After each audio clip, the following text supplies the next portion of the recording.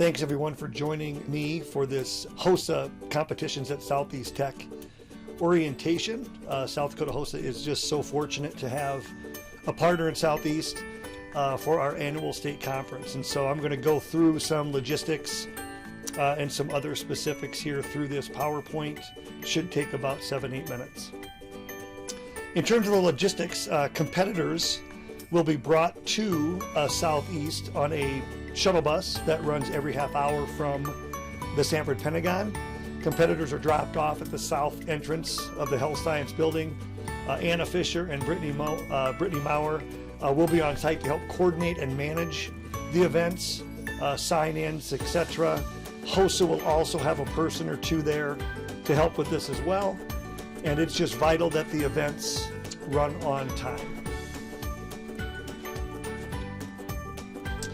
The events that are going to be held at Southeast for this particular conference, medical assisting, nursing assisting, there are 2 sections of that: pharmacy science, dental science, home health aid, clinical nursing, and personal care, which is an IEP event and only has 1 competitor.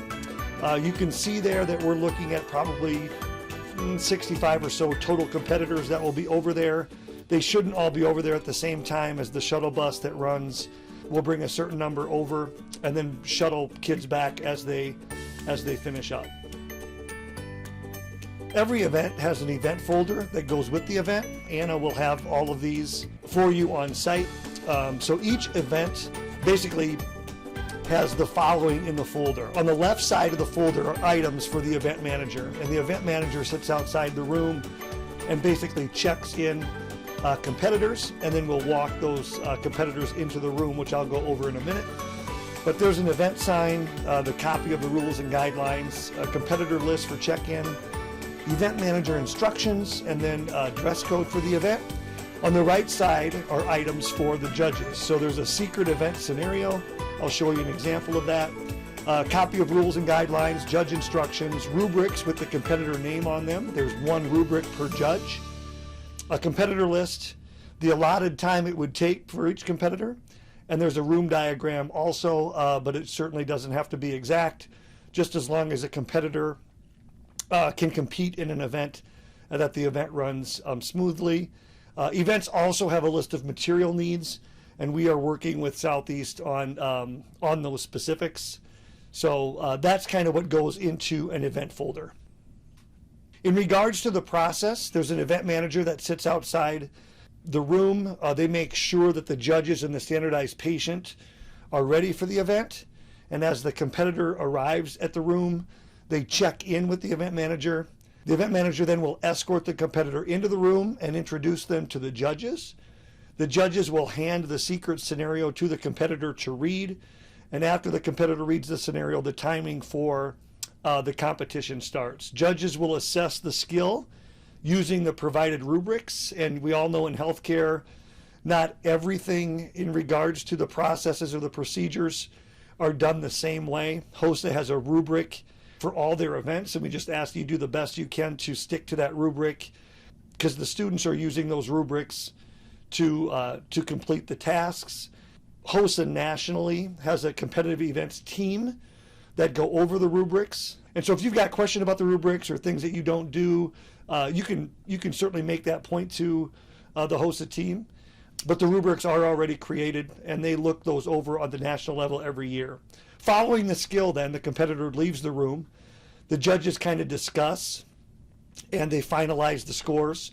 And then the room is reset for the next competitor. So the event manager will come back in, make sure everything's ready to go, and then go back and get the next competitor.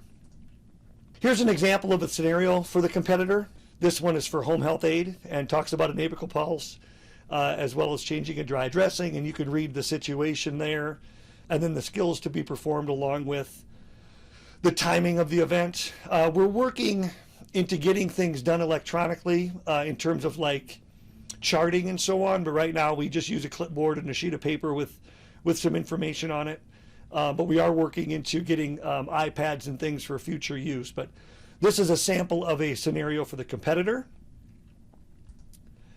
The standardized patient will also get a scenario, basically saying who they are, what age they are, and what they're doing or what their issue may be. and basically going to give the instructions as to what the competitor is going to do to them. Obviously, we just want the standardized patient to answer questions and then not to provide any extra assistance to the competitor, and that the competitor is treated fairly throughout the event. And then finally, there's a scenario for the judges. The competitor will have received the following information. If at some point, certainly you feel that the standardized patient is being placed in harm's way, please intervene to stop the skill. Provide no extra assistance to the competitors and judge them all the same way. And if you do happen to help a little here and there, I just ask that you be the same for every competitor if they seem to be struggling with the same thing.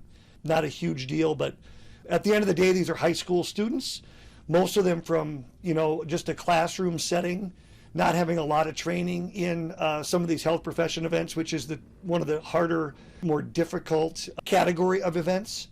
And so we're just trying to get them used to, kind of that bedside manner of knocking on the door and introducing themselves to the patients. And you'll see that, the first 5 steps of all these rubrics are pretty much the same.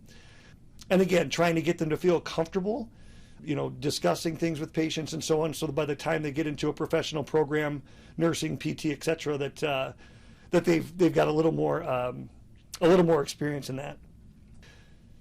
And then finally here, eventually we'll have a Zoom meeting to finalize. I can certainly come out there and meet with all of you as a group too.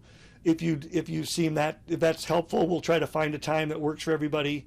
But again, appreciate all the things that Southeast Tech does for HOSA, and I certainly welcome any advice or other things that Southeast can offer, trying to get some students onto your campus. So thank you for this. We look forward to seeing you in April.